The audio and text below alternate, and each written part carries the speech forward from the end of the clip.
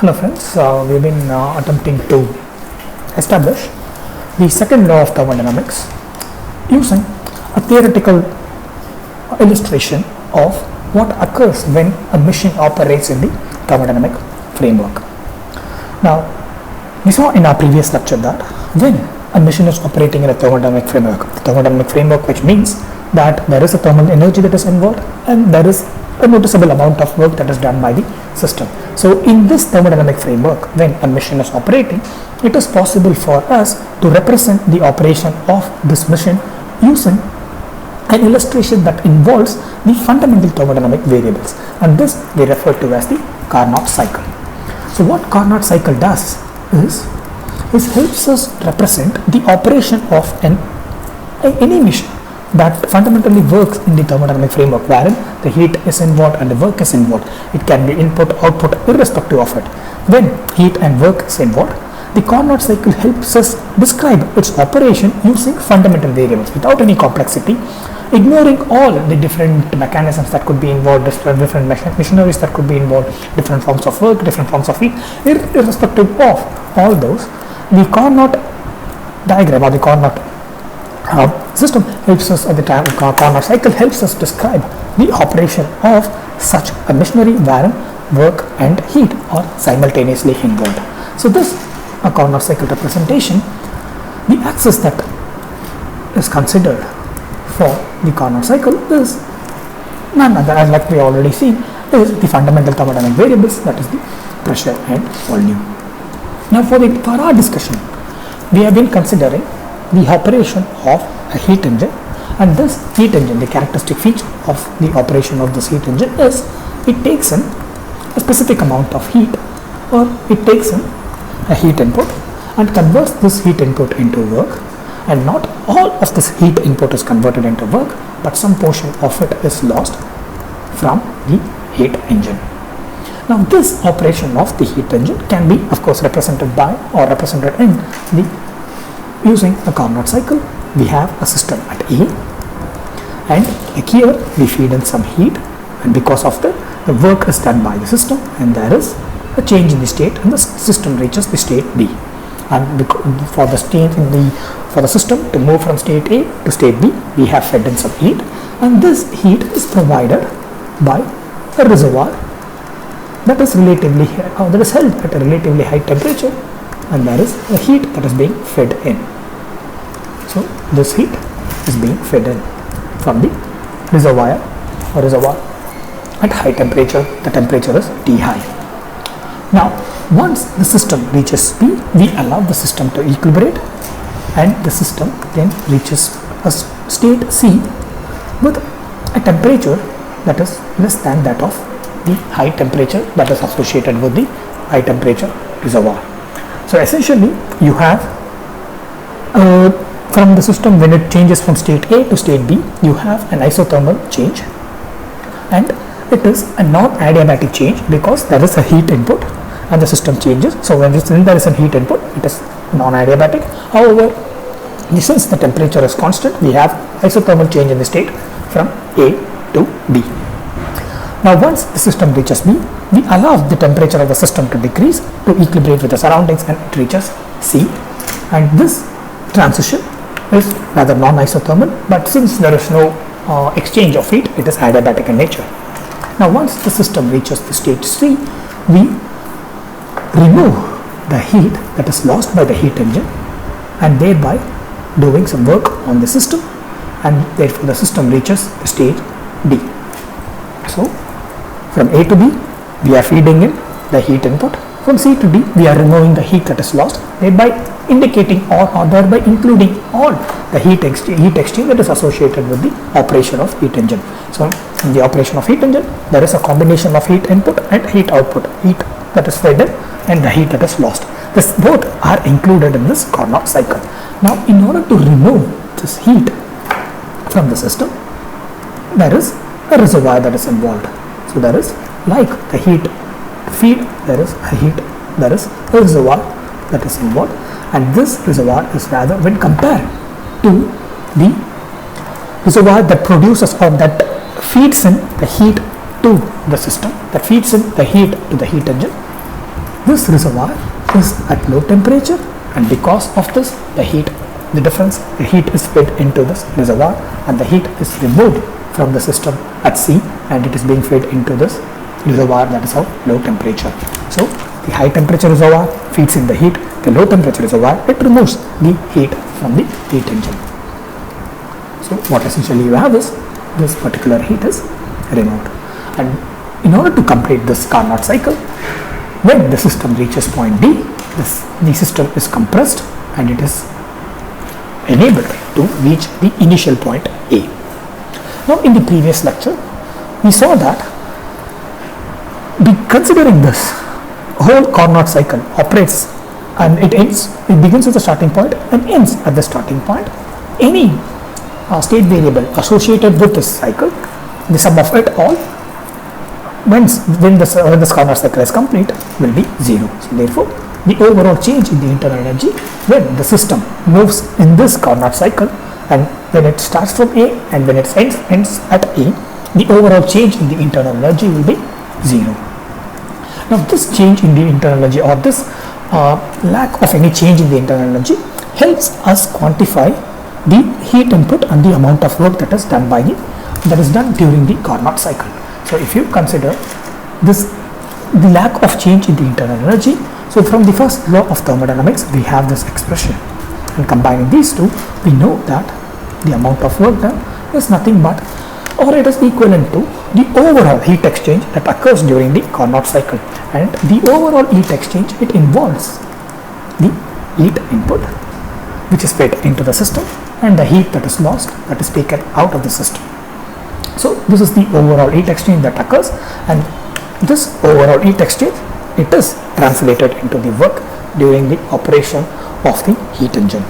Now again, whenever we are, so this is purely, this expression we arrived purely from a theoretical consideration. So rather this expression here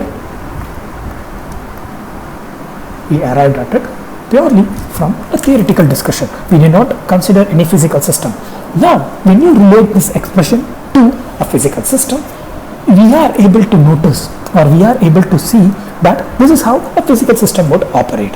Whenever there is a heat that is lost by the system, or heat that is lost by that engine, that heat will not be converted into work. So the amount of work that will be converted will be the heat input minus the heat that is lost. So that is what we observed in the physical system, and that is what we have arrived at in this theoretical expression.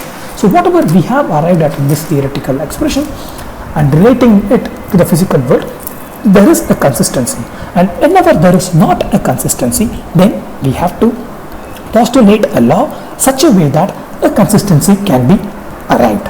Again, we make some derivation, we relate it to the physical world, and whenever these both are consistent, we don't have to do anything. However, when we do the same operation, we arrive at a theoretical expression and we relate it to a physical world, and whenever there is an inconsistency, in that case we need to introduce a law to re-establish this consistency. So that is how we arrive at the second law of thermodynamics. In thermodynamics, we arrive at a set of expressions, we relate it to the physical world. If it is consistent, wonderful. If not, we postulate a law such that we are able to re-establish the consistency. So this is the overall framework of our derivation. Now, in the previous lecture, we saw that it is possible for us to express, to quantify the efficiency of the operation of such heat engines. So this efficiency, it adapts a generalized expression, that is the output to that of the input, the ratio of the output to that of the input. The output here is the work and the input here is the heat input that is fed in. Now the work done is of this form. So this is how the overall expression for the efficiency looks like. Now in our previous lecture, we began with a case where we assumed, that the heat input provided to two different systems, A and A prime, is constant, but the efficiency of A prime is greater than that of efficiency of A. Now we saw in a previous lecture that this is possible only when the amount of heat that is lost by A prime is less than that of the amount of heat that is lost by A. So from this expression, given this condition, given both these conditions,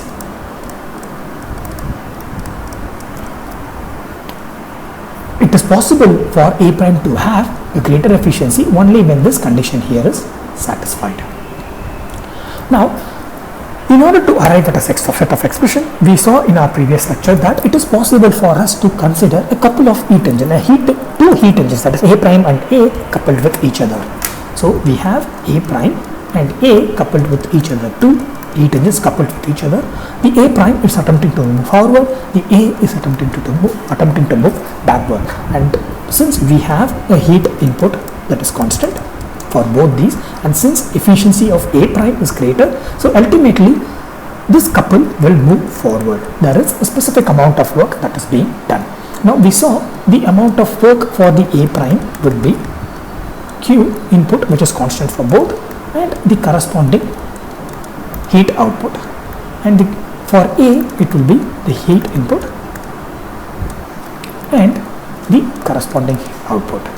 Now for the combined work done by these two, which are in opposite direction, the combined work done, that is W combined, will be A prime minus A, and this will be, if you consider this, so these two terms get cancelled out and you will end up with a term something like this. So you will end up with a term something like this, which indicates that for a combined work to be done on such a system, we need to exploit the heat that is lost. The heat that is lost is not completely lost. This lost heat is somehow brought back into this system. This heat that is lost is somehow being translated into work, is being transferred into work, it's being consumed and produced into work.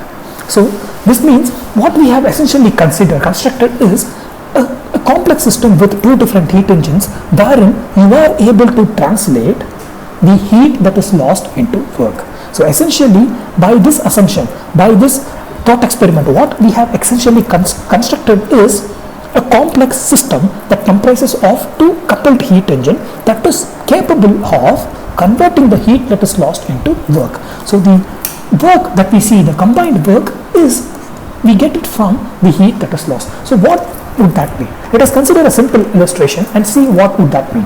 Now, when we have such a system wherein the heat that is lost is exploited, or it is there is in the sense there is no heat that is lost, what would that mean? So in such a system, so when we consider the operation of a heat engine, what we essentially provide is some heat input and there is some heat output and there is a work that is done. Now let us consider a reverse. In this system we will attach a reverse heat engine.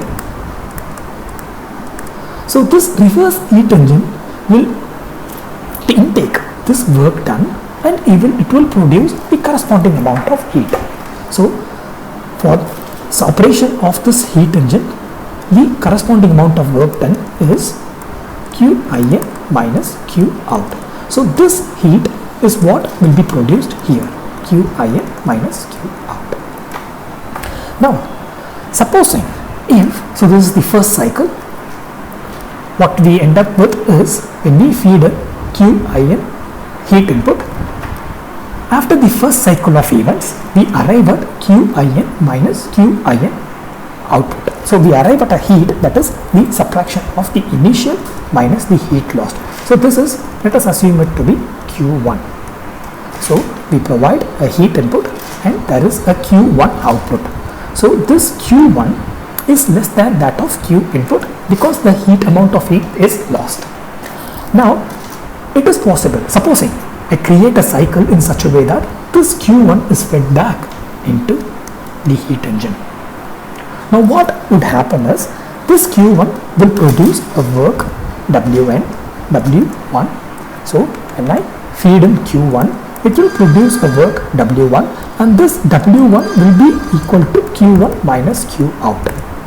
And this is the heat which will be produced by the reverse heat engine.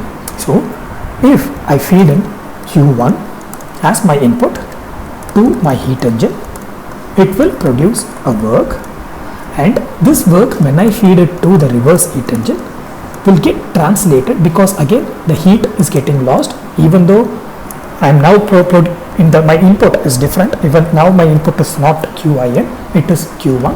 The heat that is lost remains, it stays lost because of, that's the operation, that's how the heat engine operates. And because of this loss here, there is a compromise in the work done, so therefore the work done will be W1, and when I feed in this W1 work into the reverse heat engine, the amount of heat that I will be able to recover is Q1 minus Q lost. Let us assume it to be Q2.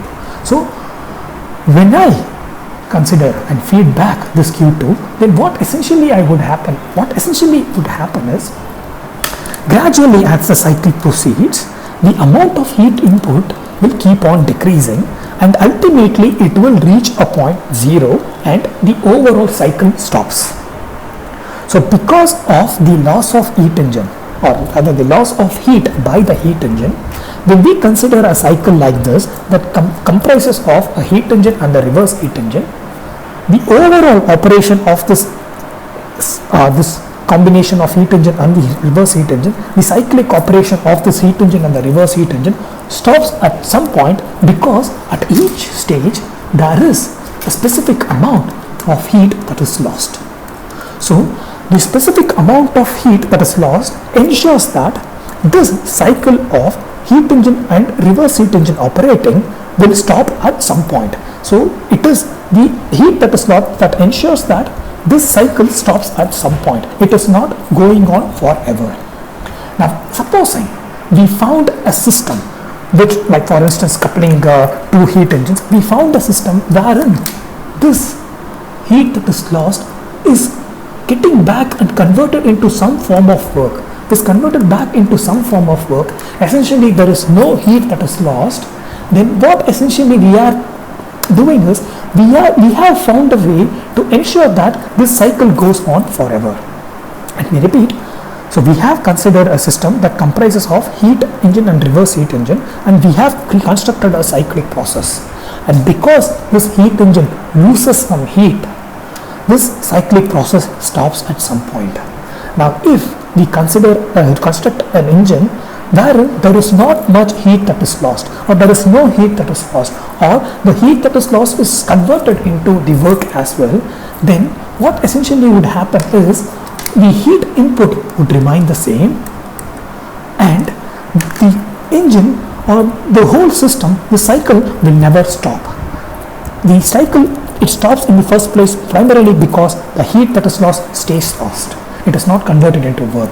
But if we find a way to convert this heat that is lost into work, essentially we are creating a cycle that goes on forever, and essentially we are then creating a cycle that is perpetual in nature, that is perpetually moving. So what we now have is, we have an inconsistency when we compare our derivation to the physical system. So our derivation states that if, or our thought experiment states that if it is possible for us to convert the lost heat to some form of work, it is possible for us to create a perpetually operating system, a perpetually operating machine. However, we see in the real world there is no such perpetually or forever operating cycle or forever operating system. So therefore we need to introduce a law to bring back or to break up this inconsistency, to re-establish the consistency. So that law states that it is impossible for us to build a perpetual moving machine, a perpetually operating machine, because when there is a heat, whenever there is a machinery that or system that takes in heat and converts it into work, there is some amount of heat that is lost. And this is what the second law of thermodynamics is. So we arrive at a theoretical expression, we arrive at a theoretical conclusion, compare it with the real world, there is quite some discrepancy, we see a quite contradicting results. So we establish a law, and this law states that it is impossible for us to build a perpetual machine, a perpetually operating machine, because whenever there is a machine or whenever there is a system that takes in heat input and converts it into work, there is a portion of the heat that is lost, and this portion of the heat that is lost is responsible for terminating this perpetuality, terminating the cyclic operation. This heat that is lost ensures that after some time the heat input in the cycle becomes null and void, and becomes zero, so thereby terminating the whole cyclic process. So this is one form of the second law of thermodynamics, and this we arrived by considering a case wherein for a given heat input, the heat input was constant and there was a significant difference in the amount of work done, and correspondingly there was a significant difference in the efficiency.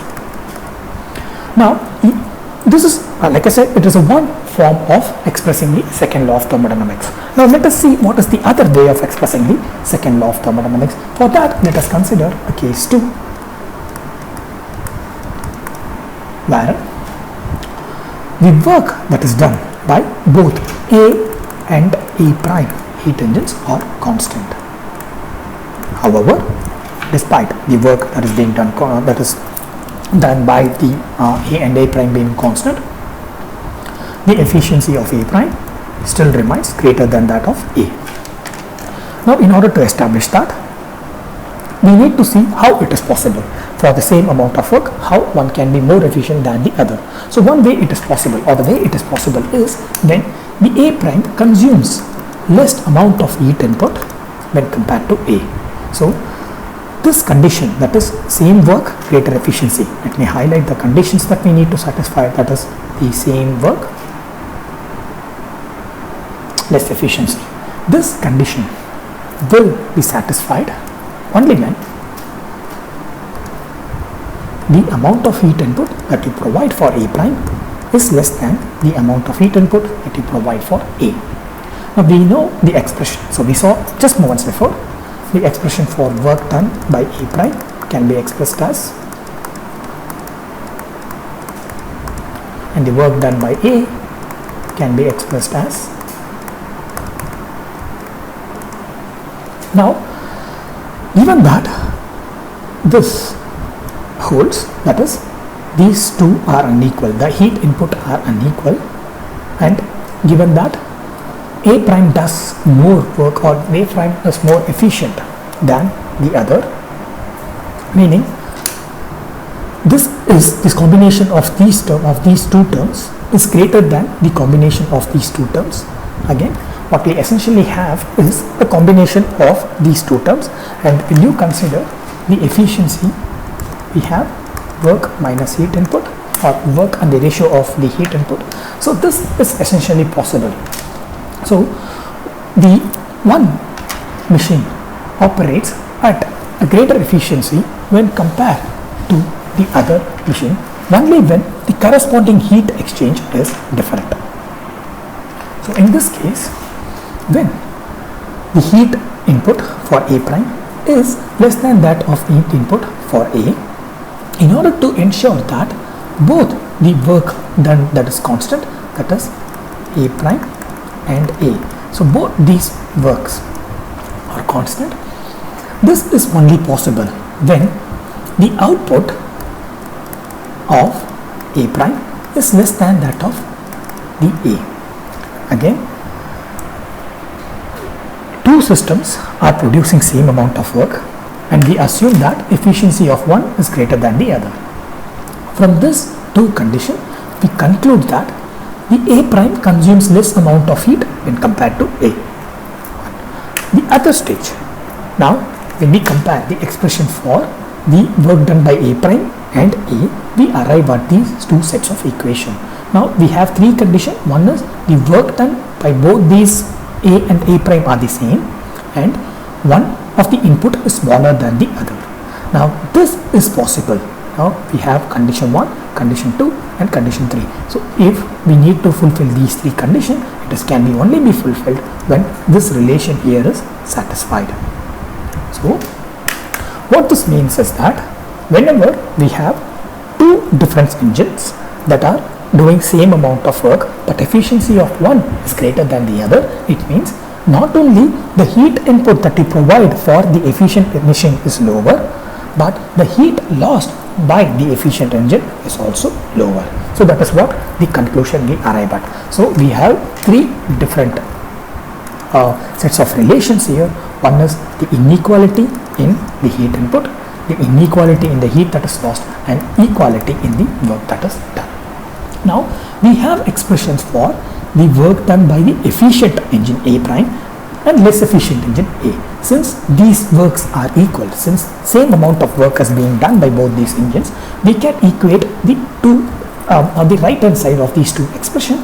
So we have Qi prime, Qin, that is input heat for the A prime, and the output heat, the corresponding output heat input for A and the corresponding heat that is lost. Now we can rearrange this in such a way that we bring all the input to one direction. So I intend to bring this heat input for A prime here. So the heat input for A minus heat input for A prime is equal to, so this I intend to bring here, heat lost by A minus heat lost by A prime. Now we have already arrived at a set of inequalities. So what this set of inequalities means is that here in this left hand side of the equation we have a heat that is lost that is greater than the one that is heat that is lost by the A prime. So this term here is greater than this term here. So this means this difference is greater than 0. And similarly we have this term here which is greater than here. If you could see this inequality, this term here is greater than this term here. So again this is equal to 0. So we have equated two different heat transfers. One heat transfer that is associated primarily with the heat input, and the other heat transfer that is primarily, that is exclusively associated with heat output. So this expression here, what it relates is, it relates heat input and heat output.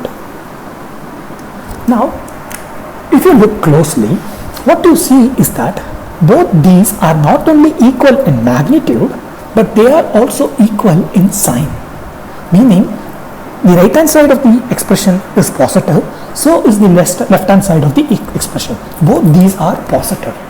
Now the reason this should sound an alarm is because the heat input is fed into the system. So supposing when I couple the two heat engines that I consider here of doing same amount of work, so I am coupling A and A prime of case 2. So I am focused on case 2 and I am coupling A and A prime. Since both these are doing the same amount of work, the coupled system is rather balanced. It's not moving, it is rather balanced. Whenever there is an imbalance, so it means the criteria that we begin with, the condition that we begin with is disturbed. However, as it stands now, since the work done by A prime is equal to the work done by A, and we constructed a coupled system wherein the A prime tries to move forward and A tries to move backward because of the equivalence of the work, what we now have is a balanced and a coupled system. Now when you consider this coupled heat engine as a single system, there is a heat that is involved and there is a heat input, there is a heat output. For a balance to occur, for this system to stay as it is without any movement, so this balance to occur, there is a heat input that is required and there is a heat output that is required. Now when you consider such a system, you would notice that this, in order to for the balance to occur, what essentially you are considering, the overall heat input is this here, and the overall heat output is the one here. So we have, when you have a coupled system like this, you consider the overall heat input and the overall heat output, and that is employed here. So if we assume it to be Q in and Q out, so it is of this form. So this expression, similar to our previous expression, states that one of the indication of this expression is that here again, in order to ensure the balance of these two heat engines that are operating in different direction, again we are exploiting the heat that is lost.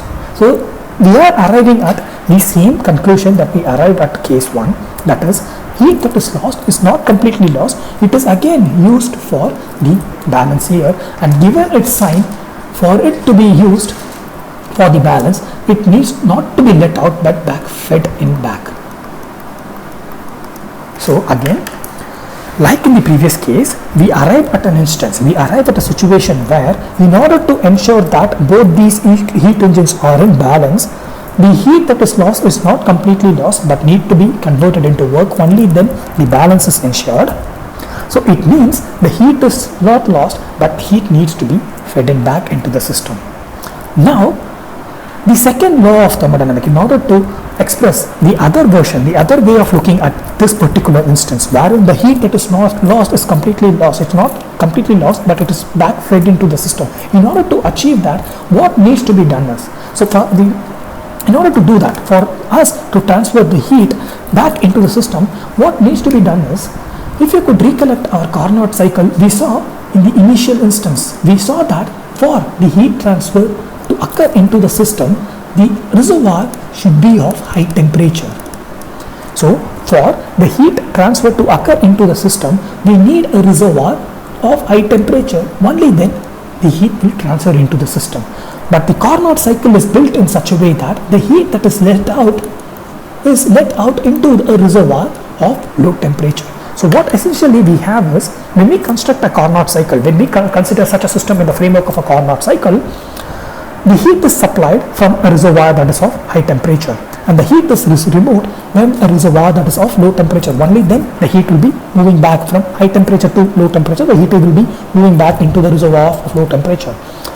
Now, in this case, wherein in such a coupled system, wherein for the coupled system to do its work, wherein the heat that is lost, the heat that is left out, to be fed back into the system, when you consider the context with the inclusion of reservoir, when you consider the system with the inclusion of reservoir, for this coupled heat engines to stay stable, you need the heat transfer from the low temperature reservoir to the system that is of relatively high temperature.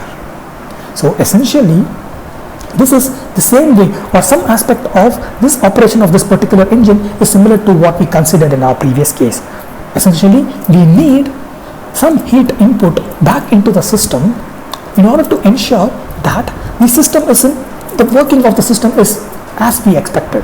So we have some expectation based on our physical understanding, since the work remains the same and one is moving forward and the other is moving backward. So it needs to balance out each other. So it needs to be balanced. So in order to ensure this work, that the physical work is brought about in this theoretical consideration, we need to introduce the work, that is the heat that is lost, back into the work. And in order to do that, you need to create a transfer of heat from a low temperature reservoir to a high temperature system.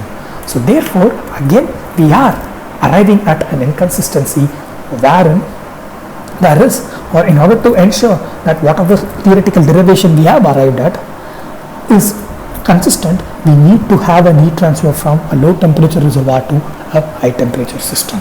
Since such transfer is not possible, again, since such transfer from a low temperature to high temperature is not possible on its own spontaneously, as like we have arrived or we have discussed what the term spontaneous in the context of thermodynamics means. So without any external force, without any external work being done, it is, since in the physical world it is impossible for us to transfer the heat from a low temperature reservoir to a high temperature system, then the second law of thermodynamics should be imposed or should be phrased in such a way that this inconsistency is, or rather it's compromised, or the consistency is re-established. So essentially, in this condition wherein we are considering the heat that is lost being brought back into to do some work, and in order to bring back the heat that is lost, we have to transfer the heat from the low temperature reservoir. So since it is inconsistent, the second law of thermodynamics states that without any external agency operating, without any influence of any external work, the heat will not transfer from the low temperature to a high temperature. Heat will not move from a low temperature to a high temperature system. So essentially what we have is, we have considered two different laws of thermodynamics, or second law of thermodynamics from two different standpoints, and both more or less mean the same.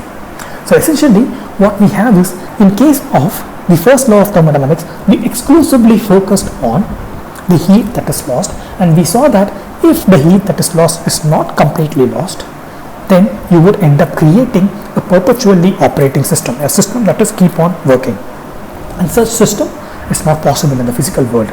So therefore we arrived at the conclusion that it is not possible for us to build a system that is perpetually operating, because in the physical world there is some amount of heat that is lost when you want to convert heat into work. So that is the first law of thermodynamics. Again, that is based on perpetual operation of a given heat engine or a given cyclic process. Now in case 2, we see that for a specific amount of work to be done by a system, a specific system here is a couple of heat engines that does same amount of work. So again, these are all from our thought experiment. We see that, so since the system can be any system, we can create any system, because all that we are doing is we are doing some theoretical study, and here we have created a system that combines two heat engines that is operating on that does same amount of work.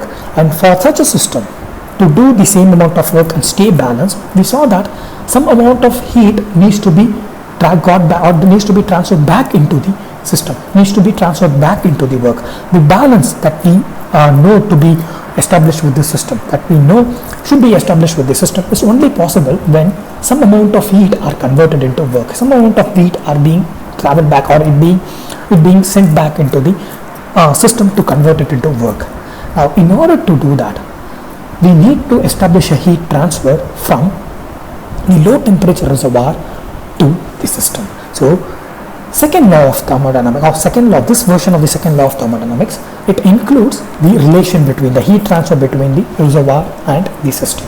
And this is possible, or this means, in order to establish this balance, it means that the temperature should move, or temperature should get transfers from the low temperature to a high temperature system, and this is possible, or this is rather impossible in the physical world without the role of any external agency. So therefore the second version of the second law of thermodynamics, so this version of second law of thermodynamics states that it is rather impossible for us to spontaneously transfer without any external force, without any external work, without any role of any external agency, to transfer the heat from the low temperature region to a high temperature region, a low temperature reservoir to a high temperature reservoir. Now if we are able to do that, if we are able to break this version of the second law of thermodynamics, again what essentially we are doing is, we are essentially creating a system that keeps on operating, the system that operates forever and ever. So both these versions come from the same standpoint, that is the inconsistency with our theoretical derivation and the physical world.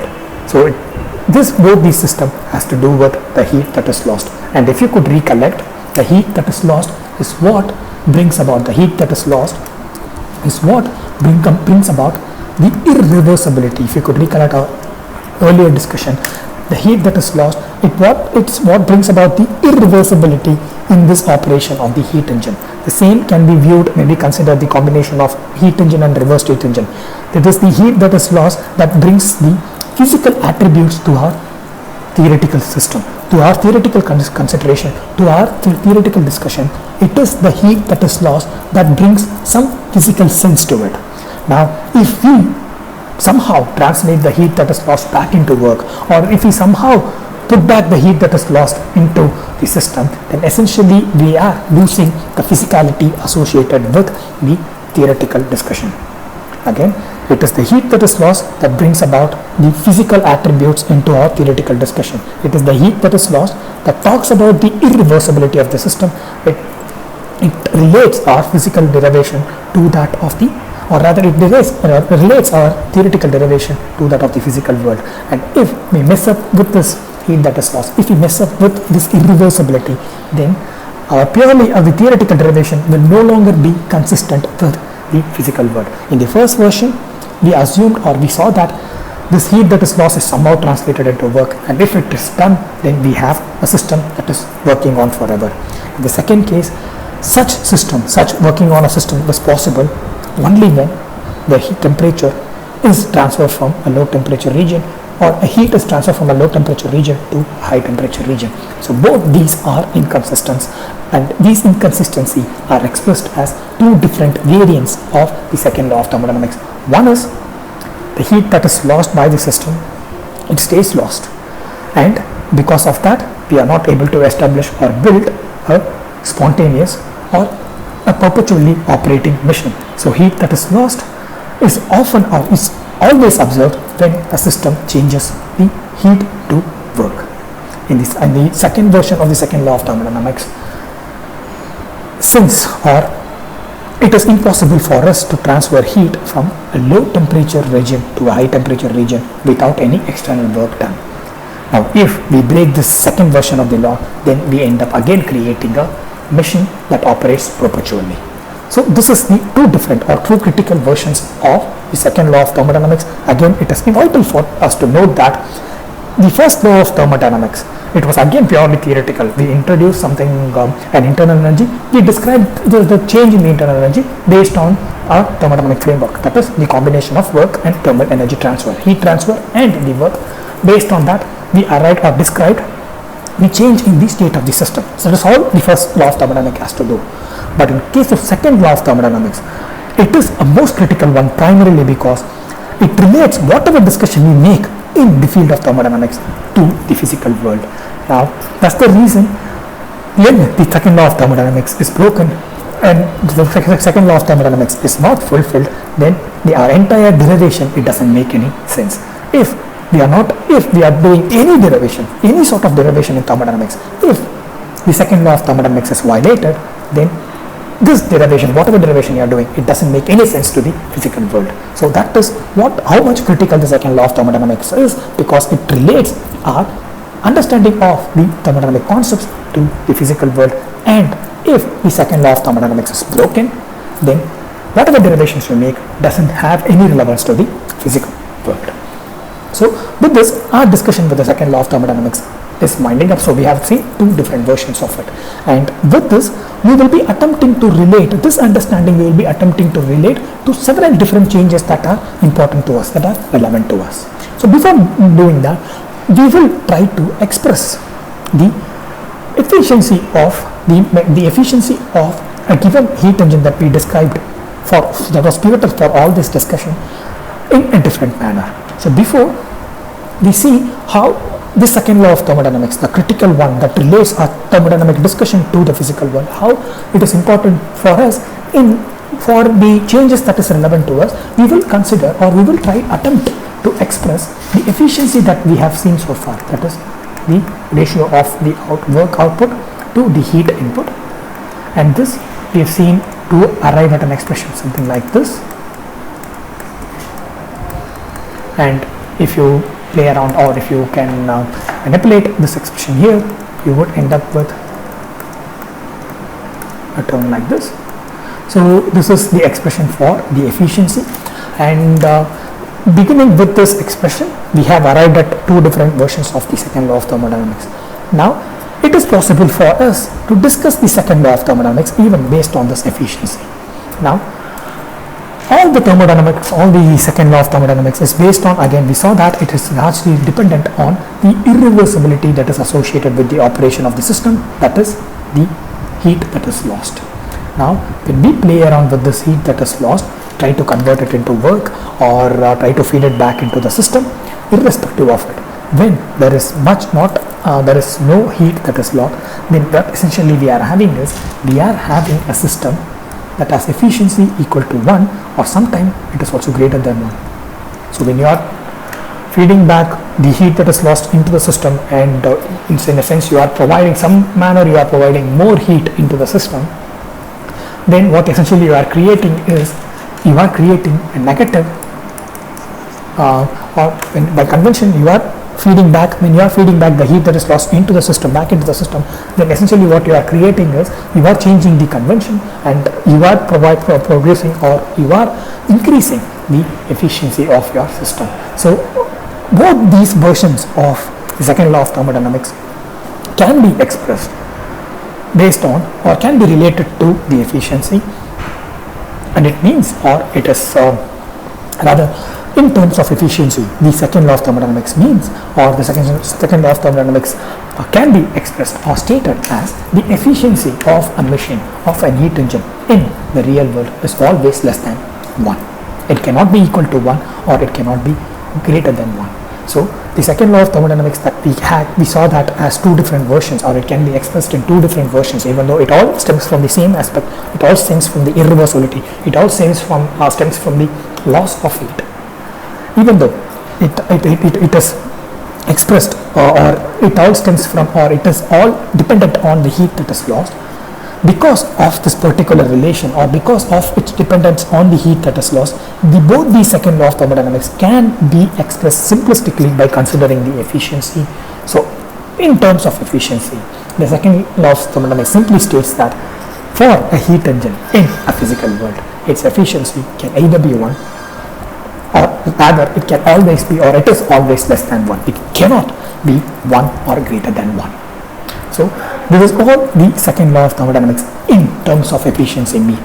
So in terms of efficiency, when you consider a heat engine that takes in, or any engine that operates, that takes in input as heat or work and gives a corresponding output, the efficiency of such machine will be always less than 1.